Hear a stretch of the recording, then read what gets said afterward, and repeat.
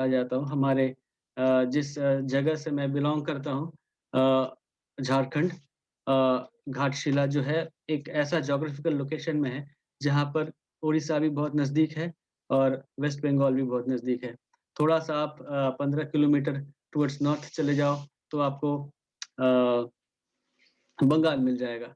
थोड़ा-सा आप साउथ की ओर चले जाओ, तो आपको उड़ीसा मिल जाएगा। और इस प्रकार से काफ़ी अच्छा ज्योग्राफिकली लोकेटेड है हम लोग। तो मैं कभी-कभी सुबह को चला जाता हूँ बाइक पकड़ कर के। अभी तो लॉकडाउन में मैं काफ़ी दिन से कोई भी राइड्स पे नहीं गया, लेकिन लॉकडाउन की पहले की बात है, जब मैं ऐसे ही सुबह के समय में करीबन 100 किलोमीटर अकेला बाइक चला के खड़गपुर पार करते हुए साउथ जो कनेक्ट करता है हाईवे नंबर 16 उसके ऊपर चला रहा था बाइक। सडनली एक बाइक मेरे पीछे से आया मोटरसाइकिल और मुझको बहुत तेज़ी के साथ धक्का दिया उसने। लेकिन मुझको ज़रा से भी चोट नहीं आई। वो व्यक्ति मुझको टक्कर मारा और खुद जा कर के काफ़ी दूर तक वो गिरा। लेकिन वो भी बच गया और मैं भी बच गया। तो ये एक छोटा-सा इंसिडेंट जो मेरे जीवन में घटा था, लेकिन इसका इम्पैक्ट मेरे ऊपर काफ़ी बड़ी तरीके से पड़ा, क्योंकि उस जगह में कोई भी नहीं था, मैं अकेला था और लोकल लोगों के भरोसे मैं था वहाँ पे कि अगर कुछ सीरियस हो जाएगा, तो किस प्रकार से लोग मेरे साथ बर्ताव करेंगे। अगर उस व्यक्ति को कुछ हो जाता या मुझको कुछ हो जाता, तो बहुत बड़ा दिक्कत हो सकता था। लोकल बंगाली लोग काफ़ी कोऑपरेटिव थे वहाँ पे और हमारी काफ़ी मदद की और मैं वापस सुरक्षित घर आ गया। लेकिन मैंने वहाँ पर ईश्वर का अगुवाई और ईश्वर का सुरक्षा को अनुभव किया और मैं खुश हूँ कि आज मैं सही सलामत हूँ और आप लोग के बीच में ये छोटा-सा गवाही दे सकता हूँ। आज के वचन में जाने के पहले मैं एक छोटी-सी विनती करना चाहता हूँ और मैं चाहता हूँ कि आप मेरे साथ अपनी आँखों को बंद करें और सर झुकाएँ और हम प्रार्थना करते हैं। हे हमारे स्वर्गीय पिता, फिर से ये मौका के लिए मैं धन्यवाद देना चाहता हूँ और जब हम थोड़ी देर के लिए तेरे वचनों में से कुछ पढ़ेंगे और सीखेंगे या एक-दूसरे के साथ इसकी आलोचना करेंगे, हम चाहते हैं कि मैं नहीं परंतु तू मेरे द्वारा बात कर। मेरा आवाज़ हो लेकिन शब्द तुम्हारे हो और इन सारी चीज़ों में सिर्फ़ तेरी ही महिमा होने पाए। तू बढ़े और मैं घटूँ। छोटी-सी विनती यीशु मसीह के नाम से माँगते हैं, सुन और ग्रहण कर। आमीन। अ, इंग्लिश में एक वाक्य मैं आपके साथ बाँटना चाहूँगा जिसको बहुत लोग जानते भी होंगे, लेकिन फिर भी मुझको ये वाक्य बहुत अच्छा लगता है और जब कभी भी मुझको मौका मिलता है किसी से बात करने का या एक ग्रुप डिस्कशन करने का as a religious point of view, तो मैं इस वाक्य को ज़रूर शेयर करता हूँ और ये वाक्य इंग्लिश में इस प्रकार से है, we have a heaven to win and a hell to shun. अगर इसका अनुवाद किया जाए तो हम समझ पाएँगे कि हमें एक स्वर्ग को जीतना है और शैतान के नर्क को त्यागना है। और ये सेंटेंस सुनने में बहुत अच्छा है, ये वाक्य सुनने में बहुत अच्छा लगता है, लेकिन इसके पीछे एक संघर्ष जो चलता रहता है हमारे मन में, वो एक अत्यंत तीव्र संघर्ष है।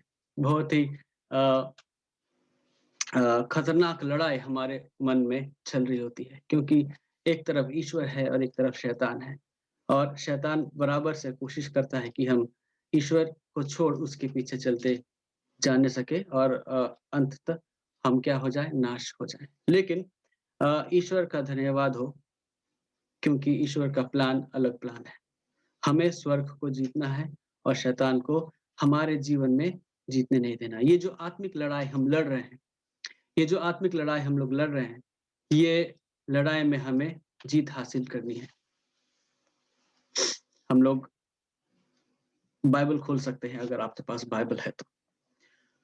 अ, भजन संहिता 34 उसका 18 मैं हिंदी में पढ़ूँगा, आप लोग भी अपने बाइबल को खोल करके इसको पढ़ सकते हैं और जब मैं इस पद को पढ़ रहा था, वाक़ई में ये पद जो है, बाइबल का जो ये अंश है, मुझको बहुत सुकून पहुँचाया। और वो इस प्रकार से लिखता है यहाँ पे 34 अध्याय उसका 18 पद में, यहोवा टूटे मन वालों के समीप रहता है और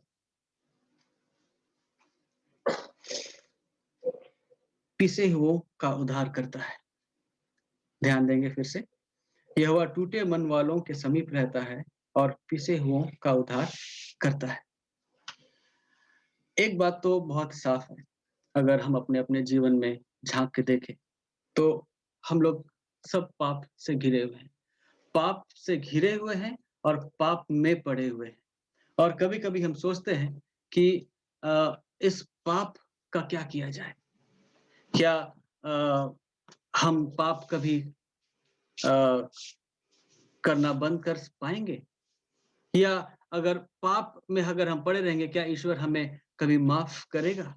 या ईश्वर हमें छोड़ देगा? बहुत सारे सवालों का सामना हमें करना पड़ता है जब हम एकांत में बैठ कर के अपने जीवन के बारे में थोड़ी देर के लिए सोचते हैं। ये जो मानसिक अवस्था जो पैदा होती है, उत्पन्न होती है, हमारे सामने में काफ़ी सारे सवालों को खड़ा कर देती है। मैं एलन जी व्हाइट की पुस्तकों से प्रेरणा अ, प्राप्त करता हूँ और मैं विश्वास करता हूँ कि यहाँ जितने कोई उपस्थित है, सब कोई अ, एलन जी व्हाइट की पुस्तकें पढ़ते हैं और अ, वहाँ से प्रेरणा उनको लेती है। बाइबल के साथ-साथ बहुत ज़रूरी है कि एलन जी व्हाइट की पुस्तकों को भी पढ़ना आवश्यक है। उनसे मैं प्रभावित होता हूँ और उनके द्वारा कुछ कमेंटरीज़ है, उसको मैं पढ़ रहा था और उन्हीं कमेंटरी को मैं आपके साथ शेयर करना चाहता हूँ, आपसे बाँटना चाहता हूँ। अगर हम अपने पापों को देखते हैं, हम लोग दुखी हो जाते हैं।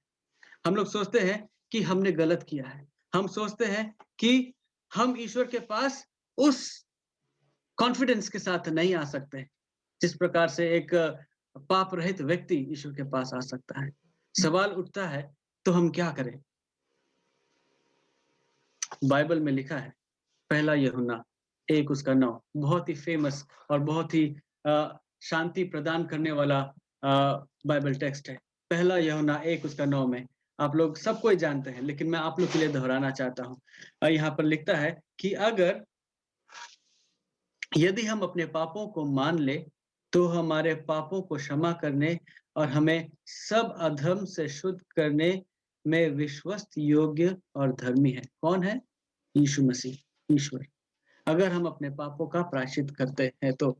और ये पाप के बारे अगर हम सोचते हैं, तो हमें डरने की आवश्यकता है, क्योंकि पाप का जो फल था, वो मृत्यु था और है भी। और उस था मैं इसलिए बोल रहा हूँ क्योंकि यीशु मसीह को आना पड़ा इस दुनिया में और अपना जान देना पड़ा। क्यों? क्योंकि उन्होंने अपने ऊपर हमारा पाप ले लिया। तो अगर पाप के बारे सोचेंगे तो पाप ही बहुत भयानक चीज़ है। एक जीवन को बर्बाद करके रख सकता है, रख देता है। और जब हम पाप के बारे सोचते हैं और जब ये हमें डर लगता है, तो हम इस डर को अपने मन में पनपने ना दें। इस डर को हम अपने जीवन में अपने मन के अंदर में घर करने ना दें, क्योंकि शैतान यही चाहता है कि हम अपने पापों से डरें। शैतान जो हमारा बैरी है, वो चाहता है कि हम अपने पापों का प्रायश्चित ना करें, परंतु हम अपने पापों से डरें और उसके ऊपर चिंतन करें और इतना डिमोरलाइज़ हो जाएँ कि हम अपने पापों को लेकर के ईश्वर के सामने ना जाएँ और अंततः क्या हो, हमारा जीवन बर्बाद हो जाए, नर्क में चला जाए, खत्म हो जाए। शैतान यही चाहता है। शैतान कहता है कि तुमने पाप किया है और तुम्हारा कोई हक नहीं बनता ईश्वर की प्रतिज्ञाओं को अपनाने के लिए। लेकिन मैं एक छोटा-सा विचार रखना चाहता हूँ कि अगर हम बीमार होते हैं, तो हम डॉक्टर के पास जाते हैं और डॉक्टर हमें दवा देता है और हम ठीक हो जाते हैं। क्या एक स्वस्थ व्यक्ति डॉक्टर के पास जाता है? बिल्कुल नहीं। एक स्वस्थ व्यक्ति को डॉक्टर की आवश्यकता नहीं है। किसको डॉक्टर की आवश्यकता है? एक बीमार व्यक्ति को ही डॉक्टर की आवश्यकता है और एक बीमार व्यक्ति ही डॉक्टर के पास जाता है। और जब वो डॉक्टर के पास जाता है, डॉक्टर अपना प्रिस्क्रिप्शन में दवाई लिखता है और डॉक्टर का प्रिस्क्रिप्शन के अनुसार दवाई अगर हम लेते हैं, तो हम लोग ठीक हो जाते हैं। ठीक उसी प्रकार हम जब आत्मिक तरीके से बीमार होते हैं, तो हमारा यूनिवर्सल डॉक्टर और इस डॉक्टर से महान और कोई डॉक्टर नहीं है। मैं पूरी तरीके से विश्वास करके कहता हूँ। अगर उसके पास अपने हम टूटे हुए मन को लेके जाएँगे, तो वो प्रिस्क्रिप्शन लिख करके हमें माफ़ करता है और हमारे पापों को क्षमा करता है और हम पूरी तरीके से पूर्ण हो जाते हैं, ठीक हो जाते हैं। मतलब ये एक बहुत बड़ा प्रतिज्ञा बाइबल में हमें मिलता है। अगर बाइबल को हम खोल के देखें, मैं आज दोपहर को इंटरनेट में एक सर्च कर रहा था कि a list of all the promises that the Bible has for us. Bible में कितने सारे प्रतिज्ञाएँ हैं हमारे जीवन के लिए, जो हमारे जीवन को एक बेहतर मुकाम तक पहुँचा सकती है और बाइबल में इस लिस्ट का मतलब बहुत लंबा-चौड़ा लिस्ट है। हर एक अंश अगर हम बाइबल का हम खोलेंगे, तो हमें ईश्वर की प्रतिज्ञा दिखाई देगी। हर एक जगह में ईश्वर प्रेमी है, ईश्वर दयालु है, पापियों से प्रेम करने वाला परमेश्वर है। यही हमें दिखाई देता है। अपने आप को इस पृथ्वी में बलिदान कर दिया, ताकि हम बचाए लिए जाएँ। अपना इकलौता पुत्र को दे दिया ताकि हम बचा लिए जाएँ। प्रतिज्ञा ही प्रतिज्ञा है और ये हमारे लिए बहुत ही ज़रूरी है। पहला यूहन्ना 2:1 में जिस प्रकार से हमने पढ़ा, नहीं 2:1 नहीं 1:9, पहला यूहन्ना 1:9 में हमने पढ़ा कि यदि हम अपने पापों को मान लें, तो वो हमारे पापों को क्षमा करने और हमें सब अधर्म से शुद्ध करने में विश्वास योग्य और धर्मी है। शैतान की बातों में ना हम ना आए। शैतान नहीं चाहता है कि हम ईश्वर के पास आए।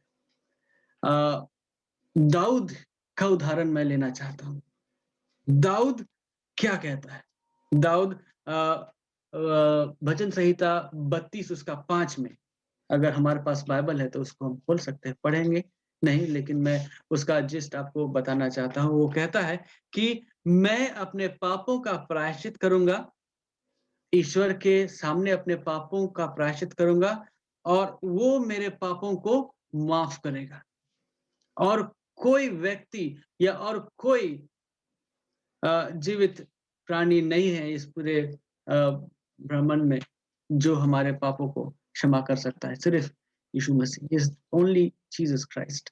It's only Jesus Christ who has taken the burden of our sins. Yeshu Masih ही एक मात्र सहारा है और हमारा ये सौभाग्य है कि हम यीशु मसीह को जानते हैं। हमारा एक सौभाग्य है कि हम अपने आप को मसीही कहलाते हैं। हमारा सौभाग्य है कि हम बाइबल की सच्चाइयों को जानते हैं और मानते हैं और उसको पालन करते हैं। और हमारा ये सौभाग्य है कि हम स्वर्ग के बारे भी जानते हैं। We have a heaven to win and a hell to shun। हमें स्वर्ग को जीतना है और शैतान के नरक को त्यागना है। ये हमारे जीवन का मोटो, ये हमारे जीवन का मोटो होना चाहिए। दाऊद के बारे में कहा जाता है कि वो ईश्वर के हृदय के करीब था, लेकिन वो भी एक पापी था। ईश्वर ने दाऊद से इसलिए प्रेम नहीं किया क्योंकि उसने अपने पापों को माना, लेकिन उससे बढ़कर उसने अपने आप को नम्र और दीन बनाया। नम्र और दीन बनाना बहुत आवश्यक है। पापों का प्रायश्चित कर लेते हैं, लेकिन उसके बाद स्टेप नंबर 2 है अपने आप को नम्र और दीन बनाए। परिवर्तन हमारे जीवन में देखने की आवश्यकता है। अगर परिवर्तन हमारे पास नहीं है, अगर हमारे जीवन में हम परिवर्तन नहीं देख पाते हैं, तो सोचने वाली बात है कि हम किस प्रकार से अपने पापों का प्रायश्चित कर रहे हैं।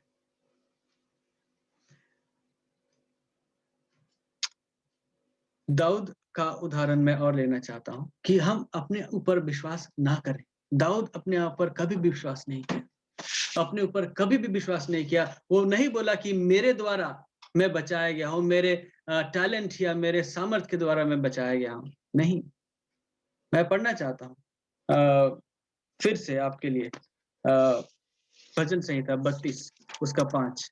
32 उसका 5 में ऐसा लिखा है, शायद ये मैं पहली बार पढ़ रहा हूँ आज शाम को आपके बीच में।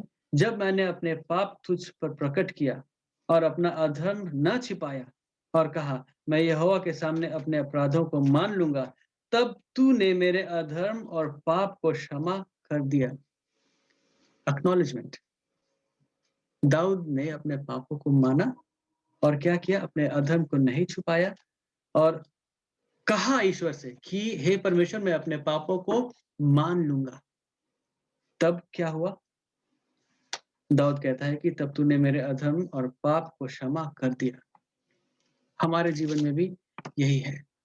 हम लोग सोचते हैं कि क्या करें? बहुत चिंता में है कि हमारा जीवन हर एक पल हम लोग पाप करते हैं। हमारे कामों से, हमारे सोचों से, हमारे सोच से, हमारे विचारों से हम पाप में गिरे रहते हैं। हम सोचते हैं अब क्या करें? क्या इस पाप से छुटकारा है या नहीं है? संघर्ष, the fight of the principalities हमारे मन में चलते रहती है। आत्मिक लड़ाई हमारे मन में चलते रहती है। कभी हम जयवंत होते हैं, कभी हम पाप में गिर जाते हैं। लेकिन मैं सोचता हूँ कि पाप से छुटकारा संभव है और पाप से छुटकारा ज़रूरी भी है। क्योंकि अगर पाप से छुटकारा हम नहीं प्राप्त करते हैं, तो हमें शैतान अपने कब्ज़े में कर लेता है। तो इस पाप से छुटकारा पाने का उपाय हम सब कोई जानते हैं। मैं सिर्फ़ आपके सामने दोहराना चाहता हूँ कि अपने आप को रोज़ ईश्वर के सामने लेके आएँ और अपने आप को रिडेडिकेट करें, कॉन्सेक्रेट करें रोज़ दिन। ये आसान प्रोसेस नहीं है, लेकिन असंभव भी नहीं है। ये संभव है। मुश्किल है, एक मनुष्य के नज़रिए से देखा जाए। लेकिन जब अपने आप को हम ईश्वर के हाथ में सौंप देते हैं, उस मुश्किल को वो किस प्रकार से आसान बना देता है, ये एक चमत्कार ही हम अनुभव करते हैं। हमने अपने जीवन में देखा है, हमने ईश्वर को चखा है, हमने ईश्वर को अपने जीवन में आश्चर्य काम करते हुए देखा है। जब हमारा ईश्वर इतना महान है, इतना सामर्थी है, इतना प्यार करने वाला है, तो हमारे पापों को वो ज़रूर क्षमा करेगा। हमारी कोशिश को वो ज़रूर आदर देगा और जब हम अपने कोशिश को जारी रखते हैं, तो आप देखोगे कि आपके जीवन में परिवर्तन आएगा। परिवर्तन ज़रूरी है। बिना परिवर्तन का बदलाव नहीं होता है। There should be some transformation to see the change in your life. और हमें वो बदलाव बनना है। अगर हमें अपने जीवन में बदलाव देखना है, तो हमें खुद को बदलना है। कोशिश जारी रहे, ये संघर्ष जारी रहे। हम थके नहीं। अगर हम थकते हैं, तो ईश्वर के पास जाएँ और ईश्वर को बोले कि हे परमेश्वर, मैं थक रहा हूँ। हे परमेश्वर, मेरी शक्ति जा रही है, मुझे सँभाल क्योंकि मैं गिर रहा हूँ। और आपको ईश्वर आश्चर्यजनक तरीके से उठाएगा और आपके जीवन में जान भरेगा, आपके जीवन में ताकत देगा। आप कमज़ोर क्यों ना हो, आत्मिक और मानसिक तरीके से, लेकिन आपके अंदर में ईश्वरीय शक्ति इस प्रकार से समाएगी कि आप अंदाज़ा नहीं लगा सकोगे कि ईश्वर का सामर्थ कितना अद्भुत है। तो उसको अद्भुत सामर्थ को देखने के लिए आपको उसको अनुभव करने की आवश्यकता है। You have to taste God, आपको उसको चखना है और आप जब ईश्वर को चखते हो, तो वो आपसे दूर नहीं जाता है वरन लेकिन वो आपसे और नज़दीक आ जाता है। लेकिन एक चेतावनी का संदेश भी मैं आपको देना चाहता हूँ। चेतावनी ये है कि ऐसा ना हो हमारे जीवन में कि हम अपने आप को मसीही सिर्फ़ नाम का कहलाएँ, है ना? मसीही कहलाना बहुत गर्व की बात है। एक मसीही होना भी बहुत गर्व की बात है और मसीही से अच्छा और कोई बात नहीं हो सकती और हमें बहुत गर्व करना चाहिए अपने आप को के ऊपर में कि हम मसीही हैं। ये एक स्वाभाविक बात है कि हम मसीही हैं। ईश्वर को रोज़ सुबह-शाम हमको धन्यवाद देना चाहिए क्योंकि अ ईश्वर ने हमें अपने सच्चाइयों को हमारे जीवन में देखने का मौका दिया है।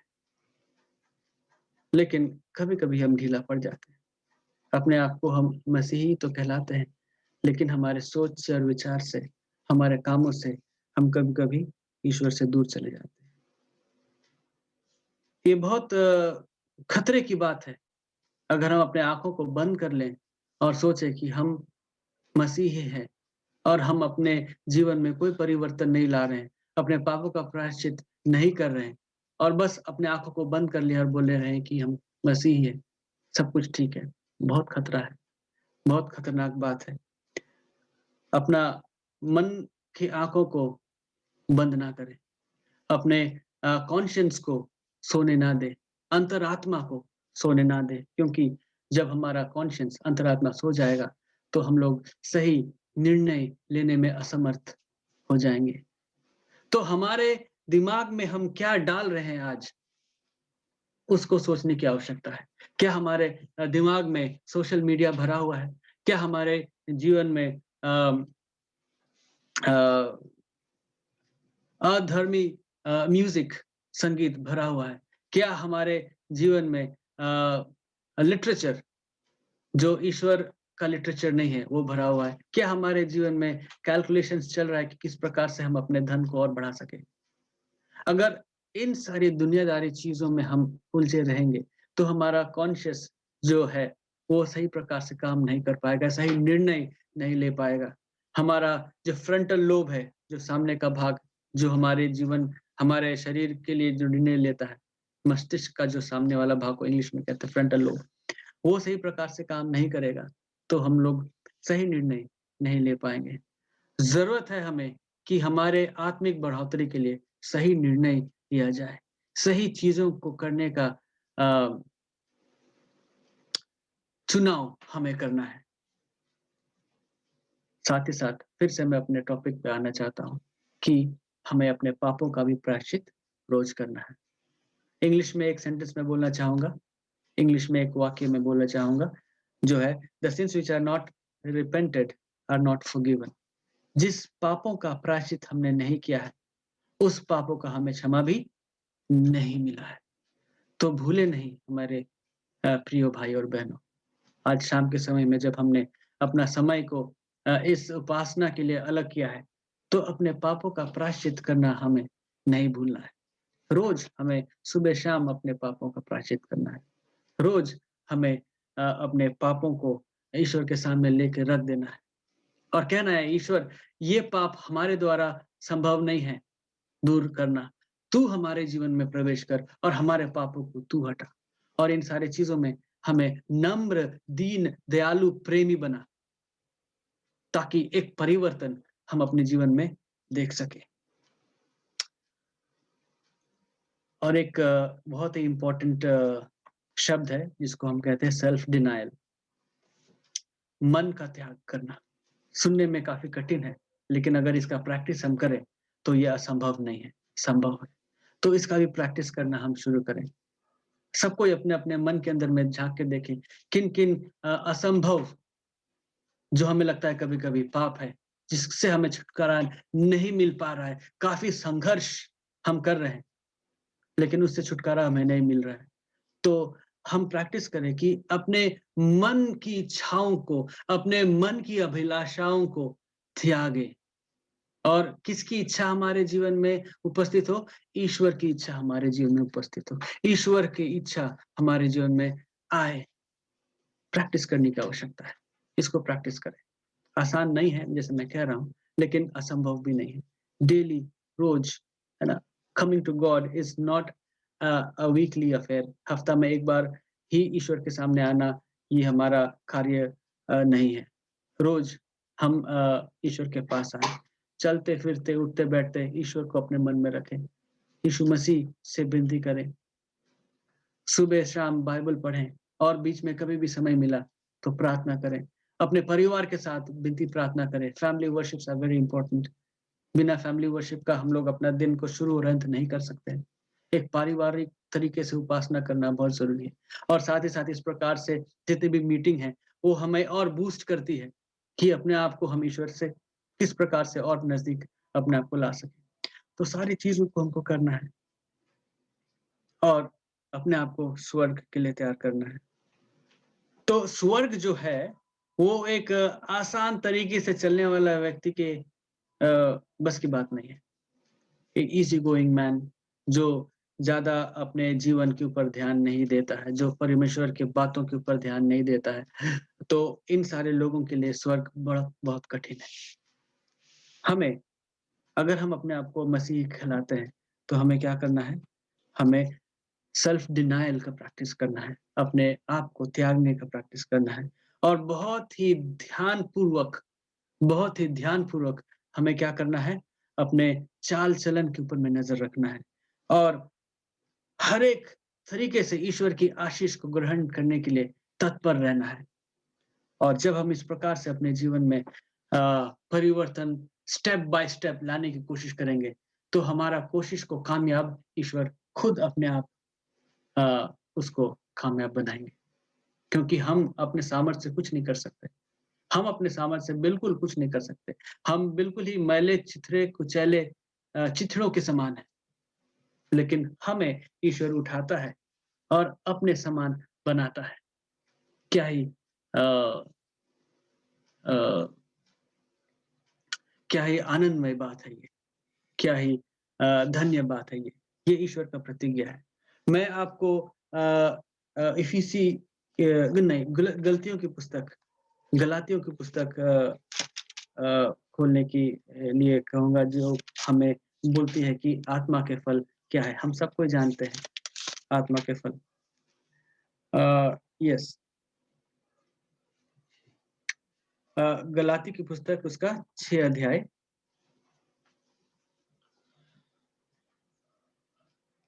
नहीं 6 नहीं 5 अध्याय है।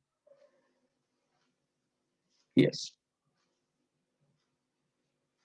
22 पद। गलाती की पुस्तक 5 अध्याय 22 पद। पर आत्मा के फल प्रेम, आनंद, शांति, धीरज, कृपा, भलाई, विश्वास, नम्रता और संयम है। ऐसे-ऐसे कामों के विरोध में कोई भी व्यवस्था नहीं है। बाइबल साफ-साफ कहती है। हमें आत्मा के फल को अपने जीवन में उत्पन्न करना है। आत्मा के फल फिर से मैं बताता हूँ। जब मैं एक-एक शब्द पढ़ूँगा, अपने जीवन में झाँक के देखें कि क्या ये हमारे जीवन में उपस्थित है या नहीं है? अगर उपस्थित है, ईश्वर का धन्यवाद हो। अगर उपस्थित नहीं है, तो प्रार्थना करें कि ये सारे आत्मा के फल हमारे जीवन में उपस्थित होएँ। फिर से आत्मा के फल प्रेम, आनंद, शांति, धीरज, कृपा, भलाई, विश्वास, नम्रता और संयम। ईश्वर हम सबको को आशीष दे। जब हम एक नया सवेरा के लिए तैयार करते हैं अपने आप को, कल सबत दिन के लिए अपने आप को तैयार करते हैं। ईश्वर के राज्य के आने के लिए अपने आप को तैयार करते हैं।